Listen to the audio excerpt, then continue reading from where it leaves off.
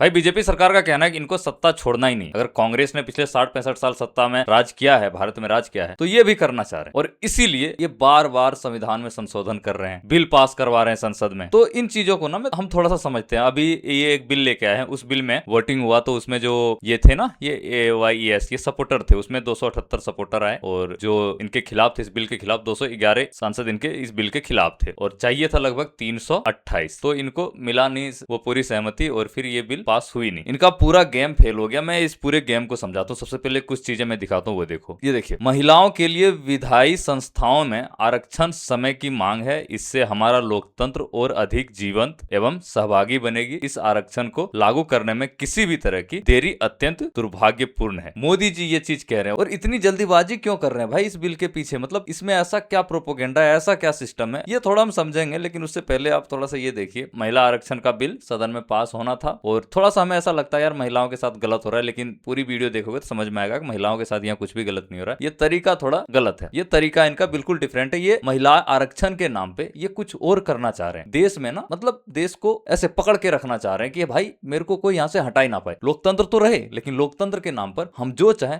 वो हम करवा सके देश में। ये चीज मैं आपको बताता हूँ क्यों। ये वो वोटिंग हुआ था जहाँ पे कि इनको सहमति नहीं मिली, इनको पूर्ण वोट नहीं मिला, जिसकी वजह से ये बिल पास नहीं हुआ। ठीक है, अब इसके वजह से, इस चीज की वजह से कंगना रनौत है, ये बीजेपी की रानी लक्ष्मीबाई है, ये नाराज होगी। ये कह रहे हैं सारी महिलाओं की, बेटियों का जो मनोबल था वो गिरा दिया ऑपोजिशन वालों ने, ये कर दिया, वो कर दिया, महिलाओं के साथ गलत कर दिया। ये लोग कुछ सोच समझ के नहीं बोलती भाई, बस मुंह में आता है बोल दिया था। इन्हें स्क्रिप्ट पकड़ा देते हैं, ये बोलो ये बोल देते हैं। अब मैं आपको समझाता हूँ हुआ क्या है। सदन में मोदी जी लाइव हारते हुए नजर आए। महिला आरक्षण के नाम पर जो सीट बढ़ाकर अपना राजनीतिक खेल सेट करने का प्लान था वो खत्म हो गया। लेकिन असली सवाल अभी बाकी है। जब भी कोई बीजेपी वाला आपसे कहे कि हम महिलाओं के साथ बड़े हितैषी हैं, मतलब महिलाओं के साथ खड़ा है, जैसे कंगना रनौत जी कह रही थी, तो उनसे 4 सवाल पूछना। सबसे पहले कि मणिपुर में जब महिलाओं को निर्वस्त्र घुमाया जा रहा था तब आपके प्रधानमंत्री कहां थे? ये मणिपुर में जब महिलाओं को निर्वस्त्र घुमाया जा रहा था तब आपके प्रधानमंत्री कहां थे? पहला सवाल। दूसरा सवाल, आज भी महिला सांसद में, उसके बाद ये इन महिलाओं को देख रहे हो, ये महिला सांसद में चिल्ला चिल्ला के बोल रहे हैं, ये तब कहां थे भाई? जब मणिपुर में महिलाओं को इस तरीके से घुमाया जा रहा था निर्वस्त्र करके, तब ये महिलाएं कहां थी? तब ये क्यों नहीं चिल्ला रही थी? इसके बाद तीसरा सवाल है, जब प्रज्वल रेवन्ना, ये देखो, ये प्रज्वल रेवन्ना, इस बंदे को जानते होगे, ठीक है, ये कौन है? इस बंदे को जानते होगे। रेवन्ना जिससे सामने आते हैं, इस टाइम पे इनकी महिलाओं के लिए जो हितैषी होता है, महिलाओं के लिए जो इनकी वो भावनाएं होती है कि महिलाओं को आरक्षण मिलनी चाहिए, महिलाओं को हक मिलनी चाहिए, तब ये कहां चले जाते हैं? आज भी प्रज्वल रेवन्ना से कर्नाटक सरकार के पीएम मोदी और शाह से 10 सवाल पूछ रहे हैं इसके बारे में। अब अगर इस 10 सवाल को आपको समझना है क्या है तो वीडियो पॉज करके आप देख लेना, ठीक है। और उसके बाद बीजेपी में, यानी भारतीय जनता पार्टी में टॉप लेवल पर कितनी महिलाएं नेता अभी अवेलेबल है? अगर आप महिलाओं के लिए इतने हितैषी हो तो आपके पार्टी में अभी कितने महिलाएं जो टॉप लेवल पे है, यानी मुख्यमंत्री के लेवल पे कितने महिलाएं बता दो। एक बार परसेंटेज सर्च करना, आपको पता लग जाएगा इस चीज के बारे में। और देखो, और देखो, यूपी राजस्थान में हर साल 9000 रेप केस आते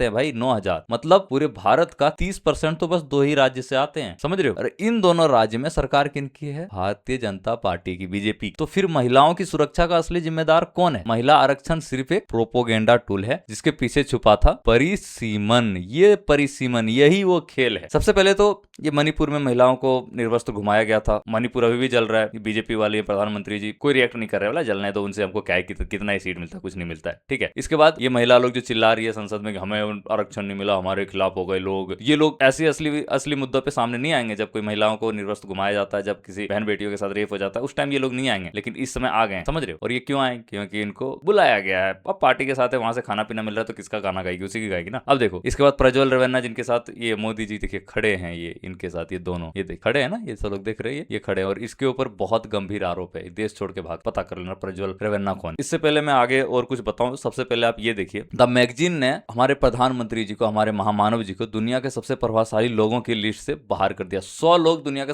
100 लोग प्रभावशाली लोग थे, दुनिया के 100 प्रभावशाली हस्तियों की सूची में से हमारे महामानव जी को बाहर कर दिया। इनका भी नाम है, ठीक है, शी जिनपिंग, इनका भी नाम है, ट्रंप का भी नाम है, भारत के 3 और लोगों का नाम है, Sundar Pichai CEO of Google, Ranbir Kapoor Bollywood, Vikas Khanna chef है, ये इन लिस्ट में इंक्लूडेड है। और अभी नेपाल का प्राइम मिनिस्टर बालेंद्र शाह, बांग्लादेश का prime minister Tarique Rahman, US के प्रेसिडेंट डोनाल्ड ट्रंप है, चाइना प्रेसिडेंट शी जिनपिंग है, Benjamin Netanyahu, Pope Leo along with many well known politicians are included. इस 100 लोग में सब इंक्लूडेड है, लेकिन ये हमारे ये नहीं है सर जी, महामानव जी नहीं है, इन 100 लोग के लिस्ट में ये इंक्लूडेड ही नहीं है, इनका नाम ही नहीं है। अब बताता हूँ क्यों पीएम मोदी की जगह नहीं है। भारत के 3 नाम और है, मतलब कि रणबीर कपूर इनसे ज्यादा वैल्यूएबल है, ये सुंदर पिचाई इनसे ज्यादा वैल्यूएबल, ये एक सैफ है ये ज्यादा वैल्यूएबल है इनसे। ऐसा इन्होंने क्या काम किया है, ये मतलब हर जगह अपने आप को सरेंडर कर देते हैं, जिस वजह से इनका नाम नहीं आया इन 100 प्रभावशाली लोगों में। ठीक है, अब आगे समझते हैं। अगर ये चीजें करनी है, परिसीमन करनी है, तो अगर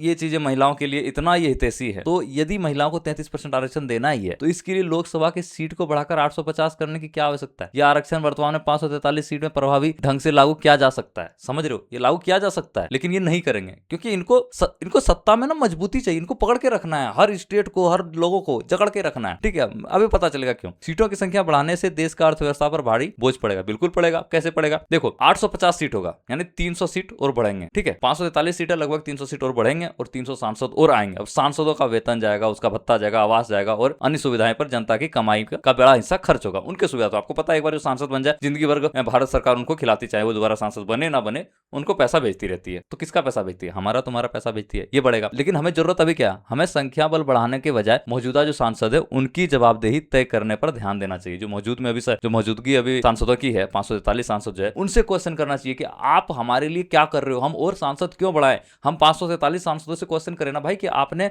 भारत के जनता के लिए आपने क्या किया है। वो लोग तो बस अब सैलरी ले रहे हैं, जी रहे हैं मस्त, बस अपने पार्टी के लिए राजनीति चमकाते रहते हैं और कुछ नहीं करते हैं भाई, ये चीज बता दे रहा हूं। अब देखो, क्या अधिक सांसद होने से शिक्षा, स्वास्थ्य और बुनियादी सुविधाओं की गुणवत्ता में सुधार की गारंटी मिलेगी? अधिक सांसद है, 300 सांसद और बढ़ जाएंगे भारत में, तो उससे शिक्षा ठीक हो जाएगा या स्वास्थ्य ठीक हो जाएगा या नॉर्मल बुनियादी सुविधाएं जो आम जनता के लिए होती है वो और ज्यादा सुरक्षित हो जाएगा, ढंग से हमें वो मिल पाएगा? नहीं मिल पाएगा। क्यों नहीं मिल पाएगा? क्योंकि 543 सांसद है, अभी हमें नहीं मिल पा रही है वो सुविधाएं, वो शिक्षा, वो स्वास्थ्य, वो बुनियादी सुविधाएं जो हमें मिलनी चाहिए वो अभी नहीं मिल पा रहे हैं। 300 लोग और बढ़ जाएंगे, 300 लोगों का खर्चा ऊपर से जनता और भरेगी। ऑलरेडी हमारा भाई देखिए, भारत 4th इकोनॉमी से 6th इकोनॉमी पर आ गया है ऑलरेडी, और ऊपर से सीटों को 850 करने की कोशिश की जा रही है, 300 सांसद और बढ़ाए जा रहे हैं, खर्चा और बढ़ाने की तैयारी चल रही है। सोचिए, महिला आरक्षण बिल, अब इसके बाद ये महिला आरक्षण बिल जो है ये पास होना इतना आसान नहीं है, इसमें भी समय लगता है और ये टाइमिंग परफेक्ट है। अभी समय लगता है लेकिन ये टाइमिंग परफेक्ट है। अभी अगर ये बिल पास करवाता है 2029 में इसका बहुत बड़ा फायदा दिखेगा। देखिए, सबसे पहले तो 33% सीट महिलाओं को मिलेगी।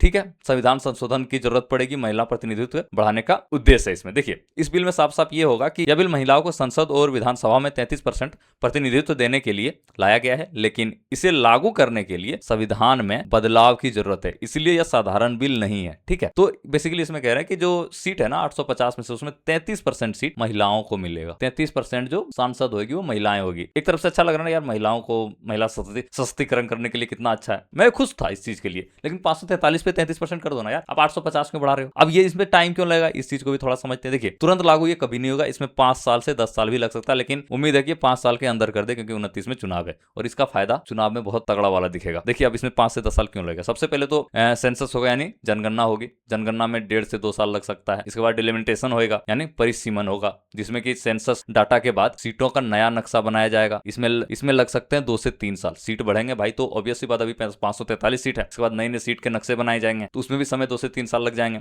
इसके बाद रिजर्वेशन लागू होगा, यानी जो 33% महिला है उनको रिजर्वेशन मिलेगी, उनके लिए रिजर्वेशन होगी और तभी असली इंप्लीमेंट शुरू होगा। और वो रिजर्वेशन कहां मिलेगा, कैसे मिलेगा, उन सब चीजों में 1.5 से ये लगभग इतना टाइम लग ही जाएगा, 5 से 7 साल, 8 साल, 9 साल भी लग सकता है। तो ये एक प्रोपोगेंडा क्यों है अभी आपको समझ में आएगा। अब हम समझते हैं कि डिलिमिटेशन क्या है। डिलिमिटेशन पॉपुलेशन के आधार पर सीट बदलती है, नई बाउंड्रीज बनती है, पुरानी सीट बदल सकती है, यानी शॉर्ट टर्म में इसको कह सकते हैं। डिलिमिटेशन का मतलब होता है चुनावी नक्शे को फिर से बनाना, यानी जो अभी चुनावी नक्शा था 543 सीट का, उसे और बढ़ाया जाएगा। जहां पॉपुलेशन ज्यादा है वहां सीट बढ़ेगी और बाउंड्रीज बढ़ेगी। तो यानी डिलिमिटेशन का मतलब होता है चुनावी नक्शे जो अभी 543 सीट है वो नए नक्शे में बदल जाएंगे, उसको फिर से बनाया जाएगा, जहां पॉपुलेशन ज्यादा होगा वहां की सीट बढ़ेगी और बाउंड्रीज बदलेगी, ये होगा। अब इसको और क्लियरली समझते हैं। 850 सीट का प्रभाव 543 से सीधा 850 सीट होएगा, 300 नई सीटें इसमें जुड़ जाएगी। ठीक है, राजनीतिक संतुलन बदल सकता है, बिल्कुल बदल सकता है, कैसे वो भी समझते हैं। अगर सीट 850 हो जाती है तो लगभग 300 नई सीट जुड़ेगी। इससे पूरे देश की राजनीतिक पावर स्ट्रक्चर बदल सकता है। ये बताता हूँ कैसे।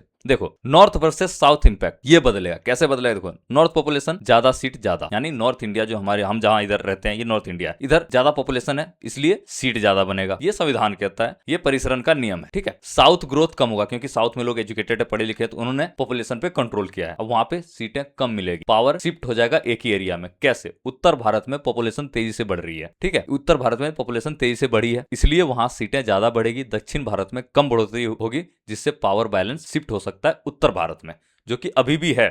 अब देखो, मान लो 300 सीट नए जुड़ेंगे, तो उसमें से 300 सीट में से 350 सीट अगर नए जुड़ रहे हैं, तो इसमें से 300 सीट नॉर्थ इंडिया को मिल सकता है और मात्र 100 सीट साउथ को मिलेगा। ये होगा ये नए में। तो फिर साउथ का पावर ही नहीं रहा ना, साउथ बस गिनती के लिए हो गया, साउथ इंडिया गिनती के लिए हो गया, नॉर्थ में सारा सीट शिफ्ट हो गया। अब इसमें बीजेपी को डायरेक्ट फायदा है। देखो, स्ट्रॉन्ग नॉर्थ बेस, नई सीटों पर advantage, women voter narrative. BJP की पकड़ उत्तर भारत में बहुत मजबूत है। अभी बीजेपी अगर जीता है ना, तो उनको जो सीटें मिली है लोकसभा के लिए, वो इधर से मिला, बिहार, राजस्थान, मध्य प्रदेश, गुजरात, समझ रहे हो, उत्तर प्रदेश। तो इसलिए जहां सीटें बढ़ेगी वहां उसे सीधा फायदा मिल सकता है। साथ ही महिला आरक्षण, और ये नैरेटिव चला रखा है कि महिला आरक्षण की वजह से ये वोट ले सकते हैं अपने तरफ, ये वोट बैंक बना सकते हैं। क्यों बता रहा हूं? क्योंकि अभी बिहार में चुनाव हुआ तो महिलाओं को 10-10 हजार रुपए देंगे, और महिला इतना सोचती नहीं है, उनको इतना डेवलप होने ही नहीं दिया गया है। जबकि हमारे भारत में पुरुष इतने डेवलप नहीं है, मेंटली अंधभक्त बन के बैठे हुए हैं, तो महिलाओं की बात अब क्या ही कर सकते हो, उनको तो और डेवलप नहीं होने दिया गया है। तो वो उनके हिसाब से तो वो ये देखेंगे, हाँ यार गवर्नमेंट हमारे लिए अच्छा करे, चलो गवर्नमेंट के साथ खड़े हो जाते, वो खड़ी हो जाएगी, तो ये महिला आरक्षण बढ़ेगा। अब देखो ऑपोजिशन इसका विरोध कर रहा है। क्यों विरोध कर रहा है इसके पीछे बताता हूँ। इनका कहना है कि भाई तुरंत लागू कर दो इसको, अगर लागू ही करना है ना तो इसे तुरंत लागू कर दो, इस बिल को, महिला आरक्षण को। और ओबीसी कोटा डिमांड कर रहे हैं वो, ओबीसी कोटा मत हटाओ। अगर 33% महिलाओं को वो मिल रहा है, तो अभी जो ओबीसी कोटा में महिलाएं संसद में है, आरक्षण मिल रहा है, उन्हें मत हटाओ, उनको भी साथ में रखो। और पॉलिटिकल टाइमिंग पर सवाल किया। विपक्ष का कहना है कि यह बिल तुरंत लागू नहीं होगा, इसमें टाइम लगेगा। मैंने आपको बताया था 5 से 7 साल लगेगा। इसे ओबीसी महिलाओं के लिए अलग आरक्षण नहीं है, इसमें जो 33% महिलाओं के लिए, उसमें ओबीसी महिलाओं के लिए कोई आरक्षण ही नहीं रखा है, उसे हटा दिया गया। इसलिए इसे राजनीतिक रणनीति माना जा रहा है, बस एक राजनीतिक प्रोपोगेंडा है। बताता हूँ क्यों। देखो, 2029 स्ट्रेटजी इसको आप बोल सकते हो साफ तौर पर। वुमेन वोटर्स का टारगेट है, वुमेन वोटर्स चाहिए इनको। न्यू सीट्स एक्सपेंशन होएगा, नैरेटिव बिल्डिंग होगी। अब इस बिल के जरिए 2029 के चुनाव के लिए ग्राउंड वर्क तैयार किया जा सकता है, खासकर महिला वोटर्स और नई सीट के जरिए ये ग्राउंड वर्क तैयार होएगा। तो सिंपल सी बात है कि महिला आरक्षण बिल के अंदर घुस के जो परिसीमन हो रहा है, ये बस एक नैरेटिव है। और इससे क्या होगा, सांसदों की संख्या बढ़ेगी, और जितने भी छोटे छोटे जगह है वहां पे सांसद बढ़ेंगे, और बीजेपी की पकड़ और मजबूत होती जाएगी। नॉर्थ इंडिया में क्या हो रहा है कि बीजेपी की पकड़ ज्यादा है, जैसे बिहार हो गया, उत्तर प्रदेश हो गया, इन जगहों पे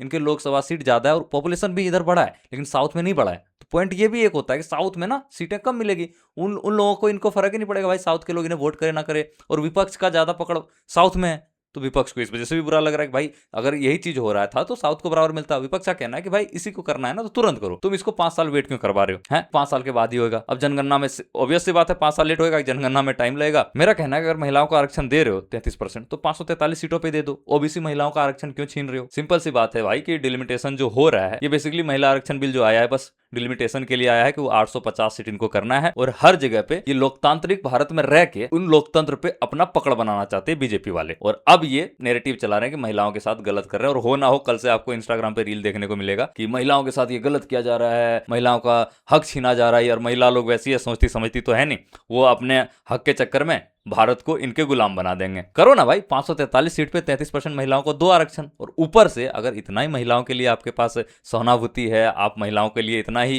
क्या कहते हैं उसको, हितैषी हैं आप महिलाओं के, तो ये 4 सवाल और बता दो। मणिपुर में जब महिलाओं को निर्वस्त्र घुमाया गया तब प्रधानमंत्री हमारे कहाँ थे? आज ये महिला सांसद इतना चिल्ला रही है, उस टाइम ये लोग कहाँ चली जाती है? तीसरा, जब प्रज्वल रवैन्ना जैसे केस सामने आते हैं तब ये लोग चुप क्यों हो जाते हैं? बता दो। और भाजपा के टॉप लेवल पर कितने महिला नेता है जो देश में टॉप लेवल पर वो नेता है महिलाओं के तौर पे? नहीं है। तो ये एक बस नैरेटिव है, इसको बस जबरदस्ती चलाया गया। और महिला ये चाहते हैं कि बस भाई ऐसे ही 850 सीट बढ़ा के 300 सीट जो बढ़ेंगे वो बढ़ा के हर जगह पे कठपुतली बिठा दे और भारत को ना तरीके से रन नहीं करने दे। ये भारत के लोकतंत्र को कब्जे में रखना चाहते हैं। इससे क्या एजुकेशन में फर्क पड़ेगा? नहीं। इससे और सांसदों के लिए पैसा भरो, उनको और भत्ता दो, इससे हमारा ही पैसा सांसद है, वो एक बार सांसद बन गया, जिंदगी भर उन्हें पेंशन दो, जिंदगी भर उनको सैलरी दो। ये रूल है भाई। अब आप अनपढ़ लोगों को आप सांसद बना दोगे, मंत्री बना दोगे, हमें क्या फायदा होगा? हमारा स्वास्थ्य व्यवस्था ठीक नहीं हुआ, हमारा इकोनॉमी और नीचे गिरता जा रहा है, हमारी शिक्षा व्यवस्था ठीक नहीं हुआ, बेसिक जो नीड्स थी वो हमें पूरी नहीं मिलती। तो ये चीजें पहले सुधारो और उन संसदों से पहले उसको ठीक करो, फिर जाके ये चीज़ आप अगर करना चाहते हो तो आप करो। अगर ये सारी सहमति मिलते हैं, पूरे भारत के लोग या फिर पूरे सारे सांसद इसके लिए एकजुटता से खड़ा होते हैं, लेकिन इस चीज़ को मेरा कहना 543 सीट पे कर दो, 850 सीट करने की कोई ज़रूरत नहीं है। ये बस एक राजनीतिक रणनीति है, इसी को कहते हैं राजनीति, और यही राजनीति खेला जा रहा है। और इसी बिल को लेके ये बवाल उठ रहे हैं, और संसद में ये बिल इसी वजह से पास नहीं हो पाया, क्योंकि ये बहुत बड़ा बिल होता है, इसमें विपक्ष का बहुत बड़ा भागीदारी होती है। बाकी आपका क्या राय इसके बारे में कमेंट करके जरूर बताइए।